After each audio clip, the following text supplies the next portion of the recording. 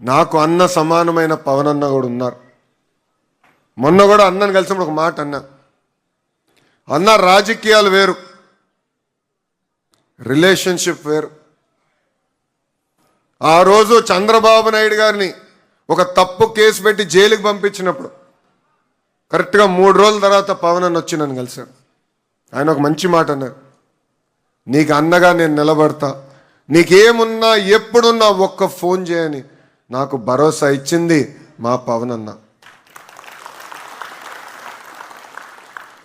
ఈరోజు క్యాబినెట్ మీటింగ్లో మంగళగిరి పనులు వస్తూ ఉంటాయి, 100 పడకల ఆసుపత్రి కానివ్వండి, మిగతా కార్యక్రమాలు వచ్చినప్పుడు నా ఎదురుగా పక్క కూర్చుని ఉంటారు. ఆయన నా వైపు చూసి బాగా నవ్వుతారు, అన్నీ నువ్వు పట్టుకెళ్తున్నావా అన్నట్టుగా. అంటే అందరం కలిసి పనిచేస్తున్నాం, పోటీ పడి పనిచేస్తున్నాం. రాష్ట్రాన్ని అభివృద్ధి చేయాలి, దారి తప్పిన రాష్ట్రాన్ని సరైన దారిలో పెట్టాలి లక్ష్యంతో మేమందరం పనిచేస్తున్నాం. ఇంకా మీ లోకేష్ మీరిచ్చిన బాధ్యతని ఒక పద్ధతి ప్రకారం ముందరికి తీసుకెళ్తున్నారు.